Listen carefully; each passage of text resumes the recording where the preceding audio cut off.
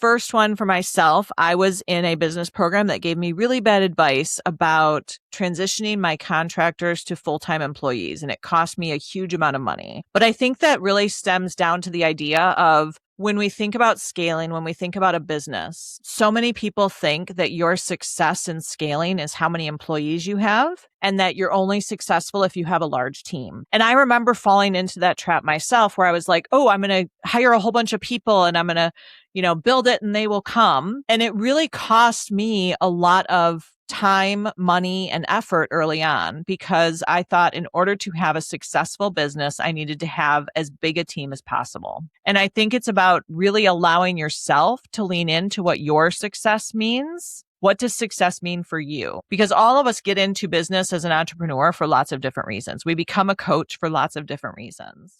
Welcome to Career Coaching Secrets, the podcast where we talk with successful career coaches on how they built their success and the hard lessons they learned along the way. My name is Davis Nguyen, and I'm the founder of Purple Circle, where we help career coaches scale their business to $100,000 years, $100,000 months, and even $100,000 weeks. Before Purple Circle, I've grown several 7- and 8-figure career coaching businesses myself, and have been a consultant at 2 career coaching businesses that are doing over $100 million each. Whether you're an established coach or building your practice for the first time, you'll discover the secrets to elevating your coaching business.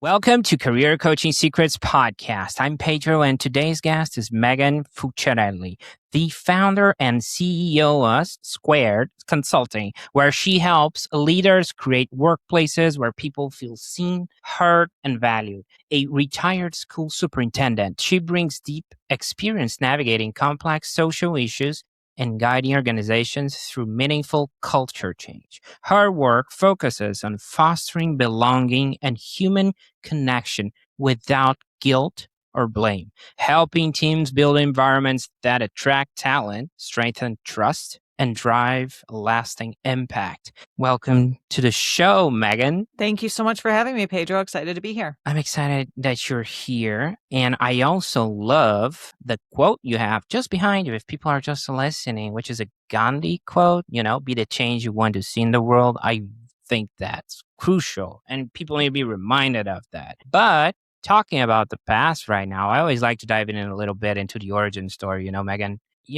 Because every coach has that moment where they look at their life and say, yeah, I guess this is what I'm doing now, right? So when was that for you? As you shared already, I started my career in education, and I loved working with kids, and I loved being an educator and a teacher. And through the years, I moved into administration. So instead of teaching the children, I was teaching the adults. And I realized when I was working with the adults that I love those moments of aha, or that light bulb that we have as children, but also that we have as adults. And it was in those moments that I said, I really want to transition into working with adults and coaching them through whatever they're doing in their classrooms. And then after I had enough years vested, it was kind of a personal side note to it. My parents, I'm an only child. My parents weren't doing well health-wise, and I had to make a decision of whether I was going to move back to be closer to them. So I had spent most of my career in the Chicagoland area, and I chose to move back to Michigan, where I grew up in the Detroit area. And I had to make a decision of what I was going to do with the rest of my life, because I didn't necessarily want to go back to being a superintendent of schools because the schedule is really hectic, and I needed to be there for my parents. That was the whole reason why I came in. So what I decided to do at that point was to really lean into that coaching moments and those aha moments with adults. And I started doing that, but I remember specifically meeting with a principal, and it was back in 2016. I was meeting with a principal, and we were just talking about what was happening in their building around culture. And there was a lot of mistrust. And we were talking through some options, and I remember coming back to her a month later after she implemented some of the things that I had talked to her about. And she's like, I actually have people coming to talk to me without me having to call them down. And it was that moment of, wait, so I can't just say, come talk to me when you're ready. I have to show them that I care about what they're talking to me about. And that was the moment where I said, more people need to hear that message, because it sounds so simple. But when we're in the grind of everyday activity, we forget about that. And to know that I was able to provide a safe space for her to be able to reflect on that as her coach, as her mentor, knowing that that impacted her entire building and ultimately every child that was in that building. I said, this is what I want to do for the rest of my life. So now I work specifically with adults to help them realize those small changes that they can make to really impact everyone that they work with. I really like that. And it reminds me of my wife because she's still a teacher for more than 10 years. And we eventually talk about like, she's like, hey, you know what? I love to work with kids and I really like to work with adults as well because they can impact children so much, right? So for the good and the bad, right? So I want to understand one thing because you started helping people, right? That was a very scary leap. So I always lived my life through titles, right? It was, I'm a principal, I'm a teacher, I'm a superintendent. It was all about titles. And when I decided to leave that career to start doing my own thing, I didn't necessarily have a title, right? It was, I'm a coach, I'm a consultant, I'm a trainer. I didn't know what those titles were. And I felt like there were so many there. And there were so many different types of coaches. There were so many different types of individuals. But what made me realize, oh my gosh, this is actually what I meant to do forever was not just that one-time impact, but when I had so many people coming to me and asking for support that my bandwidth didn't allow me to do it by myself. And I had to bring in other coaches and other people on my team to support the work. So that was when I had to make the shift of owning my job to owning a company, right? And that was a difficult shift for me because I grew up in an environment where there were no entrepreneurs. Everyone was a blue collar worker, punching in, punching out, getting paid by a supervisor, having a boss, all of those pieces. And I remember thinking, is this really a job? Like, how do I start a business? How do I do that? But it took me being able to self-reflect and say, I'm really good at this. And the people I work with are seeing results, which means that I'm making an impact. And I went into education initially to make an impact, to do exactly what my quote says, right? To be the change. And I've changed it slightly to say, be the change we need in the world. Because it's not just about what each individual wants to see. It's about what we as a society need, right? It's what we need as a society is to be able to positively impact people, whether you have the formal title of coach or not. I believe every single person is a coach in their own right, but it's how you utilize your information to impact specific people to drive that impact that we want to see. I'm going to jump on that boat. You mentioned specific people, right? So after you got rolling, who are the people that kept showing up? You know, the ones you realize, okay, this is my tribe. You know, it started with educators because that was my background. There was an instant know, like, and trust, right? Because I knew their world. I had been in their world for a long time and I had been in different roles in their world. So I had been a teacher. I had been a specials teacher. I taught Spanish for a while. I was a bilingual reading specialist. Then I went to building administration and then district administration, but I had been in different roles. So I started as just focusing on educators, helping them realize that, especially here in the States, our education system, we just keep piling more on and on and on. And over the years, our teachers have become so much more than just teachers. We have become quasi-parents. We have become counselors. We've become doctors and nurses. We're doing so much and more expectations keep getting added. And I knew as a coach that I could relate to that. And I think that's a number one piece for a coach is to be able to empathize and relate to the people we're working with. We have to have been there in some facet. And it wasn't until probably about 5 years in that I transitioned into the corporate world to do coaching as well. But what I have found when you ask who are my people are people who want to make an impact. They have the skills, they have the knowledge. They're just not quite sure where to start or how to synthesize it all down to make sure that what they're doing has a lasting impact. So they have lots of great ideas. Our people are the people who want to make a change in the world. They believe in this quote on my wall. They're doing it not for revenue. They're not doing it for the numbers. Yes, they want to make a living. Yes, they want to have a healthy income. But the goal for doing what they're doing is to truly make an impact with everyone that they serve. I like how you highlighted the importance of having some skin in the game, considering you had a background and, with teachers and all of that, and how you did that. I'm not sure if intentionally, but potentially, yeah, it would be intentionally. It's like, because I see a lot of coaches missing the ball here. It's like looking backwards. Who can I help? Right. And they're like trying to pinpoint an exact positioning or X, Y, and Z and how I'm going to do X, Y, and Z and that and that. And it's just like, man, it is that simple. You've been there, you've done that. So that's the people you should aim for, at least at the start, right? Because they will resonate with who you are and what do you represent, if that makes any sense. And down the road, of course, you can expand on that. But that's a great reminder for other coaches out there. Now, that's the coaching side, right? Now, I want to talk about the part that it's a little bit more, without escaping to, which is marketing, So how do people usually find you, Megan? So I have to say, we are probably 80 to 85% referral based. And to me, that's a great testament to the work we do, because people who have worked with us say, oh my gosh, you need to work with us squared, or Megan gets it, or Megan's team gets it. I think that's a great testament. At the same time, with outside channels, we're very active on LinkedIn. We are fairly active on Facebook and Instagram. We have a YouTube channel with our podcast. We're out there. If you Google us, whether you Google my name or you Google us squared, you'll have 20 pages come up of different things we've done. I'm always guesting on podcasts. I'm always contributing to articles. I'm an author.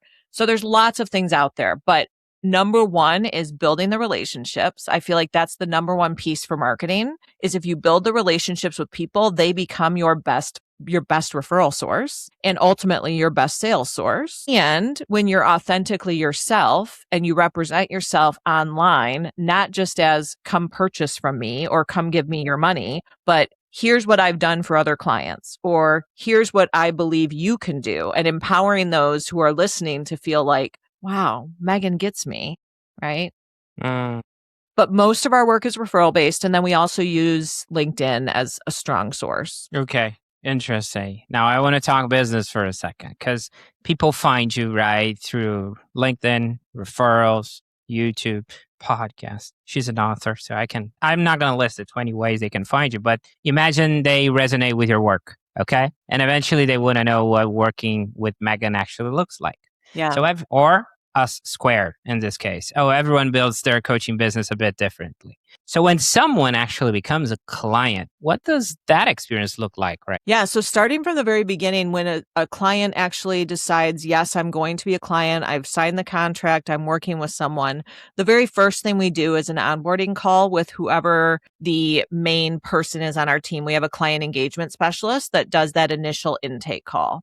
And that initial intake call is just an opportunity to share, what are your goals? How can we best support you? What will success look like for you in this coaching situation? We have a very scripted set of questions that we ask, and we share with the person that this whole conversation will be transcribed, will be put into our formula, put into our system. And then based on that intake form, as well as a couple assessments we do some personality assessments as well. And we do that to better understand how to best work with the individual, because we have different coaches on our team. And then our team places each individual person that comes into our system with a coach. And that coach then sets up that intro call. They go through the intake form, they set up the expectations, and then we draft an action plan. And our coaching commitments are for a year. And in that first meeting, we look at all of the goals that they want to accomplish. And then our coach goes back and creates a 1-year action plan for that individual client. And we share that with the client and we ask for feedback. We make sure that we've hit everything that they're hoping to accomplish. And we have a shared folder that they access all of the information for. So it's pretty intense, but really it all comes down to building those relationships, making sure we have a strong connection between the coach that we assign to the new client, and that there's open communication. We do weekly updates with each of our clients so they get to know what we've been working on, what they're working on, what homework they have. And they're a part of our online learning portal as well. So they have access to videos. Let's say, for example, they need help with operations. We have a whole video series for operations. Maybe they need help with marketing. We have a whole series on marketing. And those are by outside experts, because we don't claim to be experts in all of the different pieces. We are experts in helping people align to what they truly want to see for themselves and the values of their business. And all of the other things support that. But our ultimate goal is to help every single person we work with to feel aligned to their values and to be successful based on their definition of success and not society's definition of success. I love the fact that you have such a clear journey, in the top of your head. You just walk me through it in such a clear way. So I love that, and how you I would say preserved your integrity by saying we're not saying we're experts in everything. Right. We have some people that help us out doing X, Y, and Z eventually. So I love that also. I mean, Megan, we're talking about books, we're talking about podcasts, managing a business. Your work seems pretty hands on, right? So, how do you think about capacity so you don't stretch yourself too thin? Yeah. So my goal for the company and my role in the company is to be the thought leader. I don't personally work with a lot of clients. I might take on up to 5 clients at a time, coaching clients. My main goal is thought leader. So I'm the one going out doing podcasts. I'm the one writing. I'm the one doing a lot of the articles. I do a lot of the thought leadership pieces. I do the keynote speeches. I train my team on how to be the very best coaches that they can be. But ultimately, I'm not the one providing all of the coaching to all of the people we serve. That's a big piece of our bandwidth components. And as we consider new components of our programming, I'm thinking about, okay, well, how do we have the bandwidth for this? What do we need to make this successful? We're launching a new program this year. And right now we're in the stage of, okay, what are all the pieces we need to have in place before we launch? Because I don't want to launch something without knowing that we can be successful with that launch. So before implementing any new project, we're doing a needs analysis to make sure that it's something that the community actually wants and not just something I think is cool. Because I fell into that trap back in the day where I would be like, oh, this is awesome. I totally want to do this. And we had no one sign up for it. Right. And it was like, okay, so just because I thought it was cool does not mean it's necessarily great for the market right now. We've learned from those mistakes, but my goal with bandwidth is I'm the thought leader. I'm the person training my team to be the very best for our clients that we serve. And then on occasion, I take some clients as well, because it's important for me, if I'm going to be teaching others how to coach, that I'm in the mix with them and coaching as well, so that I can see what's happening in that day-to-day work. Okay. I want to highlight one thing and tap into your experience a little bit here, because this is a hot topic. Because one thing coaches, they usually wrestle with at some point is pricing and how to package their work, right? And I know you moved out of a pretty established, career to coaching. And you already told me that was, I'm not going to call it imposter syndrome, but that made you realize, hey, maybe this is too much. I'm not sure. So you have that doubt in your mind. So we're not talking about hard numbers, but how do you think it about today? Pricing, right? It's kind of a self-worth path in a way. Like, am I charging enough? Am I not charging enough? And are there any lessons along the way that shape how you landed here right now? Yeah, I think the biggest thing for all coaches to consider when thinking about pricing is people aren't just paying for that 1 hour of your time. People are paying for the expertise that you've gained throughout your years of experience. So myself, I have multiple college degrees. So of course, I'm going to be more expensive than I would have been, say, right out of college or right out of high school. So it's about the experience that you bring to the table. They're paying for all of that knowledge and experience, not just your 1 hour or 2 hours of time. And I think that's a big piece. I made a lot of pricing missteps along the way. When I first started out, when I first started bringing other coaches into the mix, if I was doing a training or a presentation, because we also, as part of the consulting world, we have a coaching arm, but we also have a training and presentation arm. And when I was doing training or presentations, let's say, for example, I'll pull a number, $1,000 for a training session. If I had one other person with me, I would just split it down the middle in the very beginning. So I would pay that person $500 and I would give the company $500, which that $500 didn't even cover the cost of running a company. But it was like, well, there's 2 of us, so I'm just going to split it in half, right? And that was me trying to do what I thought was fair before I understood the world of business. Right. And I think those are some of those things along the way. And I have people who have been on my team as coaches or as facilitators or trainers since the very beginning. And I had to have that conversation with them like, hey, remember in the beginning when I gave you half of the contract? Yeah, that's not really feasible to run a business. So here's the new pricing structure. And everyone understood. And everyone was like, yeah, I was really surprised you were paying me. And I had a lot of people come to me in the beginning saying, this is too much. Like, why are you paying me so much? And I said, well, it's half the contract. I thought it was what was right. Right. But it's when you learn new information, it's about adjusting and not feeling guilty. You talked about that in the introduction. That guilt and shame component isn't just for the people we serve. It's also for the clients and the employees and the team members on the team. We have to be able to have those open, honest conversations without guilt or shame. And I felt bad coming to the group at first saying, I used to pay you $500 for this, but now I can only do 200. But then I gave a reason why and I helped them understand. And not one person came back and said, well, that's not fair. I'm not doing this anymore. Everyone understood because I gave the rationale and I said, I made a mistake. I'm willing to fix it. I'm hoping that you'll stay with us. And everyone said, well, you're still paying us a really good amount, so we're good. Now, if I would have came back and said, I'm going to give you $20 for your hour of time, that's not appropriate. That's not beneficial for anyone involved because all of us are bringing expertise to the table. Yeah, I think at the end of the day, that's a testament of your coaching practice because navigating hard conversations is such a coaching feature. It's just a skill set and you cannot avoid it or that will create a snowball effect. And it's good that you were able to handle that, but not easy at all. I can only imagine, right. Now, I'm curious about where you're taking all this, right, Megan? Looking ahead, where do you see the business going? And you kind of browse through it, new program, but are you thinking about scaling, hiring, or is there a next step you're excited about? Yeah, so we are celebrating our 10 years this year. And I'm really excited because earlier this year, just last month, we were certified as a B Corp.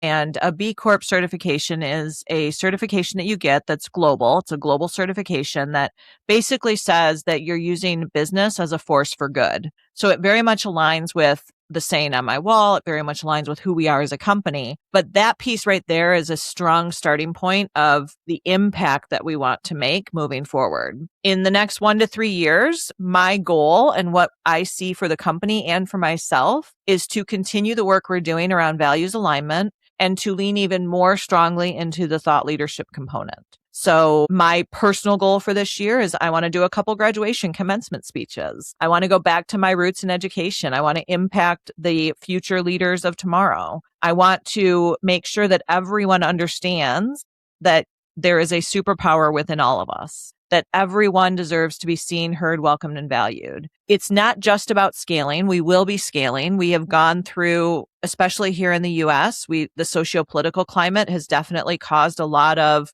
give and take, especially in my area of work, because it's all around values and authenticity and what some may call DEI work or diversity, equity, and inclusion. So we've seen a lot of ebbs and flows within our business. As we continue the work, I want Us Squared, and I see Us Squared becoming a household name of what we do to be authentic in the workplace. And I want to be the go-to source for companies and individuals to learn how to provide those safe spaces for their employees, for their clients, focusing on morale and engagement. Impact the future leaders of tomorrow. Oh, I love that quote. And it sounds like you're going to get there. I mean, just by hearing you, the passion on it. Yeah, I love it. Okay. Of course, Megan, whenever we're aiming towards the next chapter, there's always something we're refining in the present. So what are you currently trying to improve or tighten up in your business right now? Goodness, there's a lot, right? We're always trying to improve. I will say it's the idea of, and you kind of touched on this a little bit, right, about bandwidth, but it's scaling while also staying personal. So right now, I'm not the coach of all of our clients. However, I know all of our clients. And I will say that as we continue to scale, as we continue to grow, I worry that I won't be able to have those same connections with all of our clients. Because as you get bigger, that's what happens. And I believe really strongly in the idea of relationships. And I want to have those relationships with everyone that's on our team, that's working with our team. And I want to make sure that I maintain that while still allowing myself to step back enough to be the true thought leader and to do more of the working on my business instead of in my business. Because that's if you're scaling a business, you have to be able to spend time working on your business, not doing the day in and day out work. So I think that's the number one piece is how do we scale and impact more people while still having those relationships with everything we serve and with everyone that we serve and everything we do. Another piece that we're working on is just with AI and with all of the automations, we want to make sure that those automations help make our work easier without taking out that personal touch. I actually just had an interaction with a group with the podcast that I do. Sometimes you'll get these emails requesting you to be on a podcast. And you reply back with, I'd be open to talking more. And you can tell almost instantly that you're being responded by AI, that it's not actually a person that's replying to my email, right? It's great. Let's set up a meeting for these days. This exact interaction just happened yesterday. I wrote back and said, those days don't work. Can you give me other options? And they replied with the exact same dates. And I said, those are the same dates. Can you try different dates for me? Like I'm speaking to it because I know it's AI. I'm speaking to it the same way I speak to ChatGPT, right? Because if it was a personal email, I'd be like, oops, I think you made a mistake. Those are the same dates, but I could tell it was AI. So I'm speaking to it like it's AI. I don't want any of our automations that are run by AI right now to ever feel like AI. I don't want the people that receive our newsletters or receive communications from us to feel like, wow, Megan's got a bot responding for her. So if we do choose to use certain AI, I want to make sure that is something we're very focused on. I have a team member who's specifically focused on AI and operations. And her goal is to make sure that none of the communication that comes out of our AI feels like AI. So both of them are based on relationships and making sure we keep those relationships with our clients. Yeah, you brought two hot topics. I want to talk about them both. First one, you have experienced something that I see a lot of coaches, they are actually afraid to experience, which is the handoff on coaching, right? It's like, I'm going to hire other coaches to do coaching. And I understand where you're coming from when you don't want to lose a personal touch. But I want to backtrack a little because you already did that, right? You're just unsure about the scaling factor, but you were just passed through going with the handoff, let's say, put it like that. So when you did that, hired coaches, how did that feel for you? I mean, were you too unsure? Were you too decisive about, I'm gonna do that because I can impact more people at the end of the day? But I want to go through like what was going on in your head, because I would like to understand what's going on in people's head when they don't do it, Yeah. So I was confident with the handoff because I had a full training program for my coaches. So I had them go through our certification program, which is approved through the national government. It is a certified certification program that we actually offer our clients as well. But I have all of my coaches go through that. And then I also have a coaching training protocol that all of my coaches go through. So I knew they would have the skills. Where my mind was concerned was if they had an issue with their client. Let's say they weren't able to solve a problem, or they were struggling with something, or there was something happening that just wasn't quite what we would want to see. My struggle came in where I was constantly saying, well, should I jump in? Ooh, can I do it? Right? I would constantly want to save. And that goes back to what I talk about with my work too, is we can't save people unless we think we're better than them. And that was an implicit thought in my head of, oh, wow, I have to check myself, because if I think I can save the situation, then what I'm saying is that I'm a better coach. So I had to empower my coaches to take responsibility for everything that was going on. And if they wanted me to jump in and help, then we collaborate on that piece. It wasn't me coming in to fix the problem. It was me coming in to collaborate and serve as a thought partner to fix the problem. And that was a shift that I had to make when I brought other coaches onto the team. Now, another thing I did to help me be able to separate and to let other people be the coaches was I have a monthly call for all of our coaching clients that I lead. It's not the other coaches. I lead it. And it's basically an opportunity. It's a think tank. It's an opportunity for all of our clients to come in and say, oh, Megan, I have this thing. Could you help me? It doesn't say, my coach wasn't successful, I need your help. It was, I want to talk to Megan, because when people come into Us Squared, they see my name, they see my face. I'm usually the person that they hear about when they come in. I want them to be able to have some kind of ability to reach me and not just through email. I want them to be able to communicate with me and also not just by giving my calendar link, because then my entire day would be booked with one-on-ones. And that's not a productive use of my time. So I block an hour. Actually, it's 90 minutes every month. And that is my opportunity. It's almost like an open office hours or a think tank. I don't present anything. I come in and I say, I want to hear your celebrations. I want to hear your successes. Are there anything that we can brainstorm together? And it's not just the Ask Megan show. It's the Ask the Community, because I want to empower all of them, because many of the people we work with are coaches themselves or they are leaders themselves. So we want to empower them to be able to share amongst each other as well. Okay. I love that. And the second topic I want to talk about is the AI, big one. right? Yeah, everyone's talking about AI. Like if you're browsing through social media, the AI is dead and the next post is AI is going to take over, right? Basically that's how it runs. So, and I've talked with people in the space that are trying to replace entire teams of coaches with AI. I've talked with people that are trying to just have a chat bot into an extent that it is a coach. Okay. But I want to hear from you. What do you think about it? You know, especially considering the coaching space about AI. Is it a menace? Is it benefit? You know, I want to understand how do you think about it? Yeah, I believe that AI is a tremendous tool, but it cannot be the end thing. So we encourage all of our team members to utilize AI to synthesize their thoughts, to brainstorm pieces, right? It's a great thought partner. It's a great person to run ideas through to get different perspectives. We will work through different prompts. So one of the prompts I encourage my people to say is, here's a problem one of my clients is having. I was thinking about this. What other problems or solutions am I missing?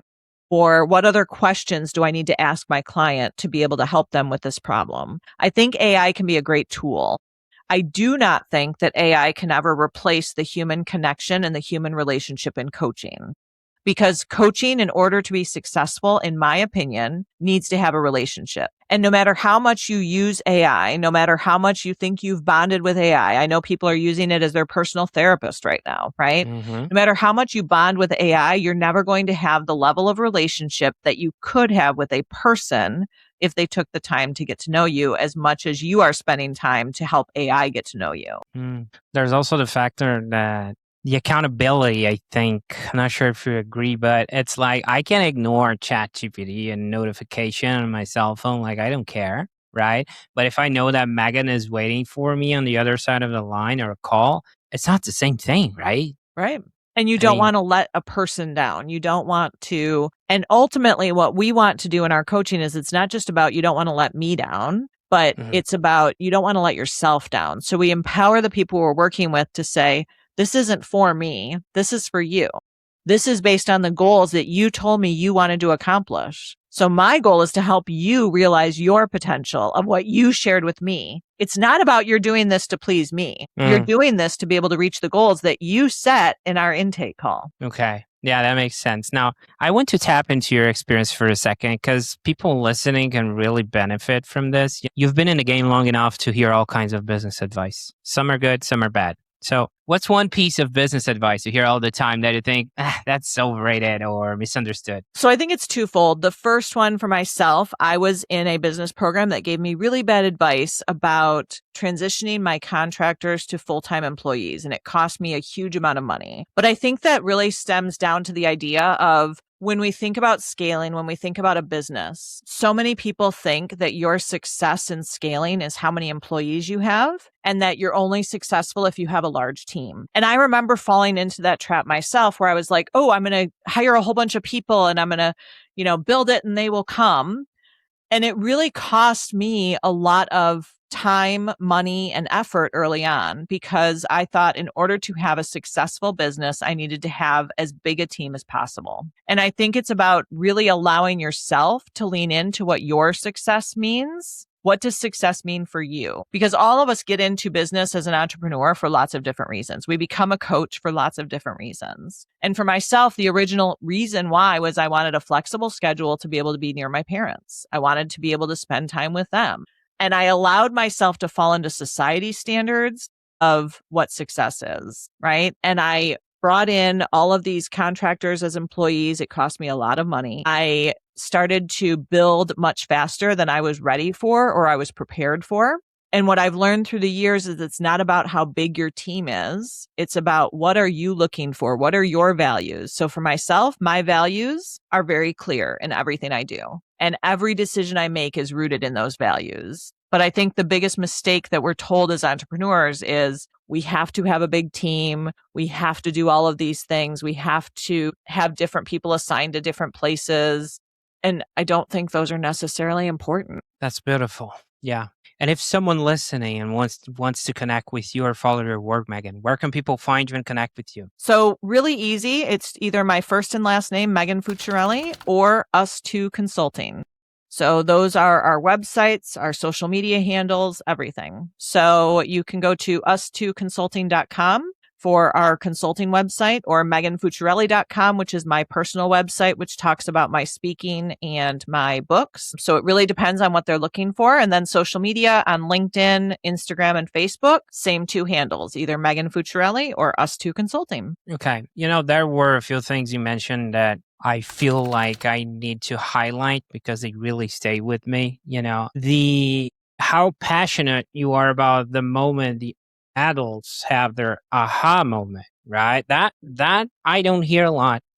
People love to help children and all sorts of type of people, but looking to the adults, it's just, I think that's so thoughtful, because they can really impact more people at the end of the day and impact children as well. I would say also about when you shifted from titles to Megan.